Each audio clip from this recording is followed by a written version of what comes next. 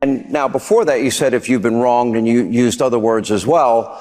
But I want to be very, very clear on this. To be clear, do you in any way have any plans whatsoever, if reelected president, to abuse power, to break the law, to use the government to go after people? You mean like they're using right now? So, in the history of our country,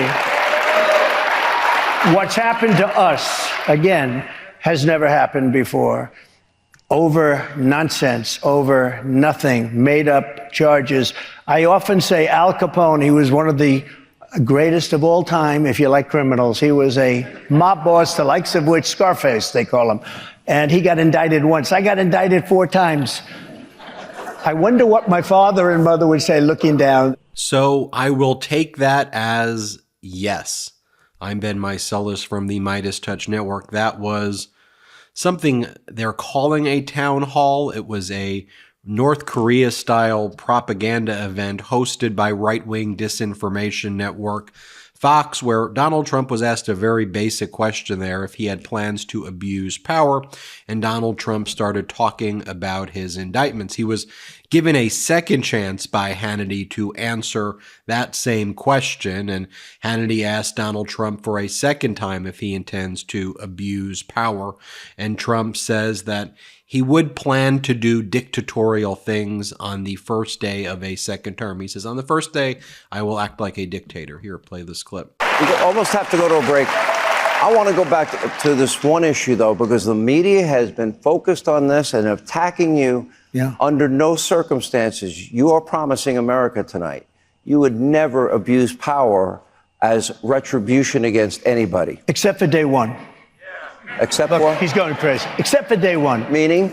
I want to close the border, and I want to drill. That's drill, not. That's drill. That's not. No, no. That's not retribution. I'm going to be. You know, he keeps. We love this guy. He says, "You're not going to be a dictator, are you?" I said, "No, no, no. Other than day one, we're closing the border." And we're drilling.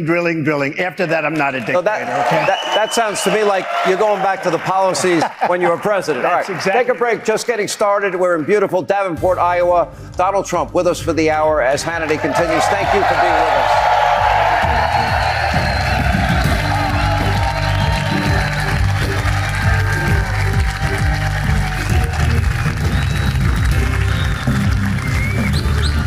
us. So, to be clear, already in my recap of this Donald Trump, whatever you want to call this event with Sean Hannity, he's praised Al Capone. He says he wants to be a dictator on day one, already just lying. But by the way, it should be noted that under President Biden, there is more drilling than under Donald Trump. Under every metric, whether you're talking about the economy, whether you're talking about drilling, whether you're talking about lowering the debt, Donald Trump increased the debt $8 trillion. By the way, Donald Trump was asked a question about that. Hannity tried to ask Donald Trump a question about the national debt, $8 trillion in debt added under Donald Trump.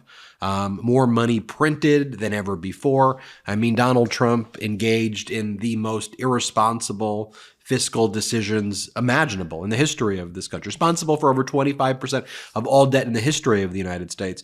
Donald Trump can't answer the question and all of a sudden start saying China virus or whatever the heck he says. Here, play this clip. This year, Mr. President will pay, before we spend a dime, $1 trillion on debt service alone. That's right. Before Medicare, Social Security, national defense.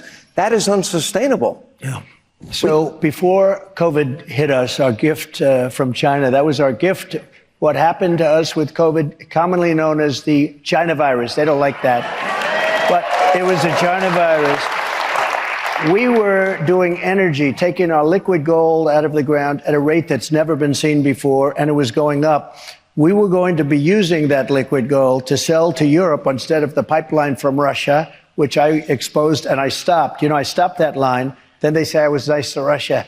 There was nobody that was nice. I was not nice to Russia. I stopped that pipeline. We would have been selling oil and gas to Europe, to Asia, all over the world. We would have been paying off debt. That debt would be way down right now because we have more. You know, what people don't know, we have more liquid gold than any other country in the world by far.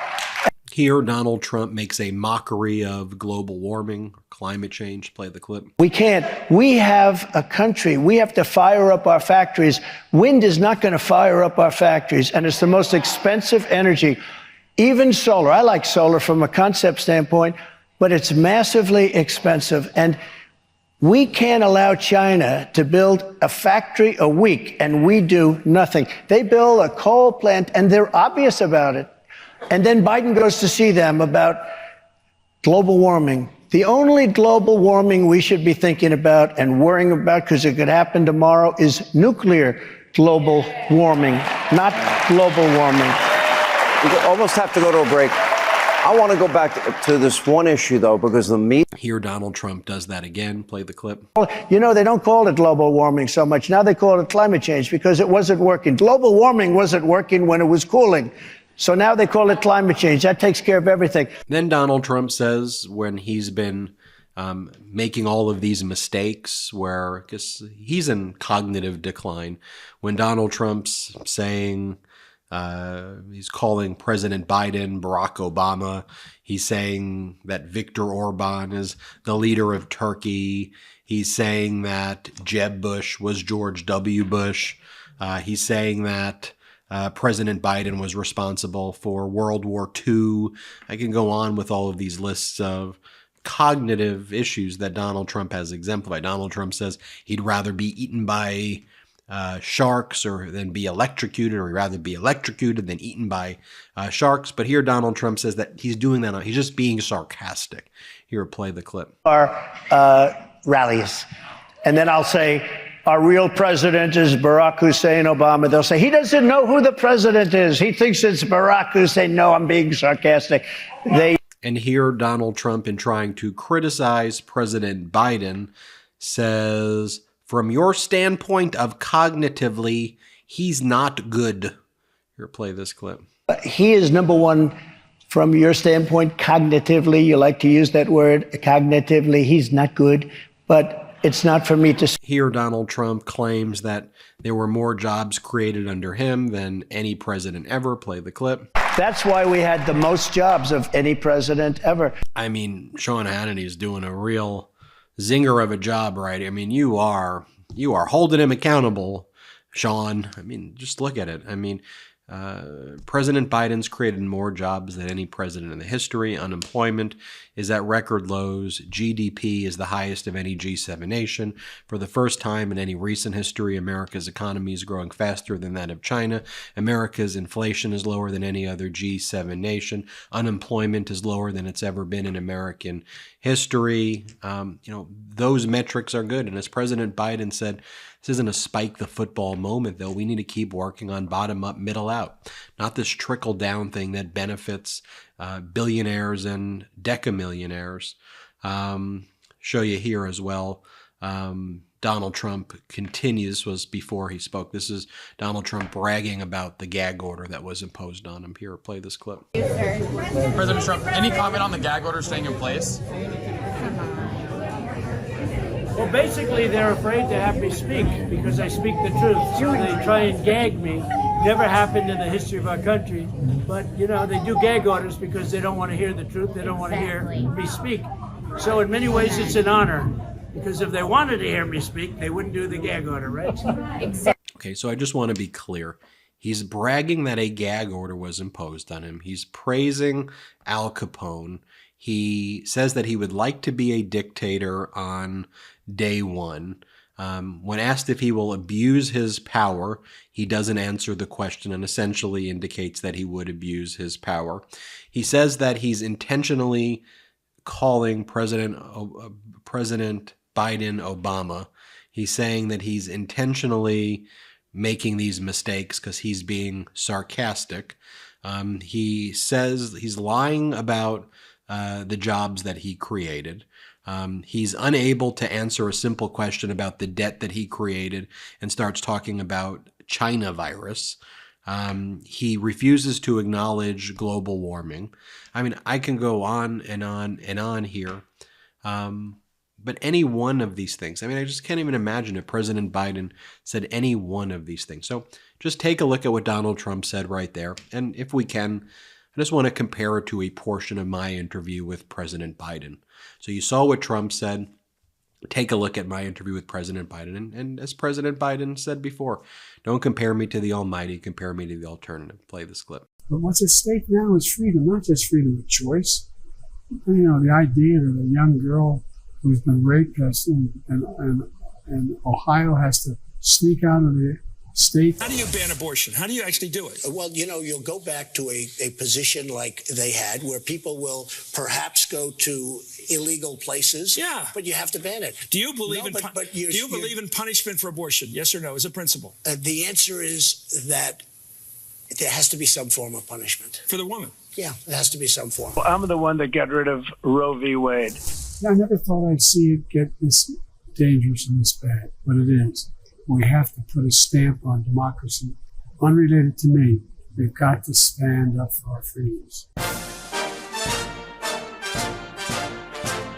And I'll show you this one other clip of my interview with President Biden. Play this clip right here. I made a speech in Independence Hall saying that our democracy is at risk.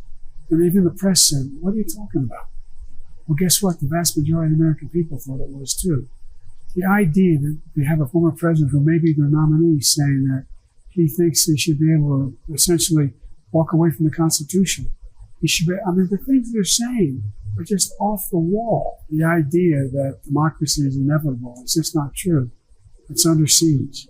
And we have to put a stamp of democracy on everything we do.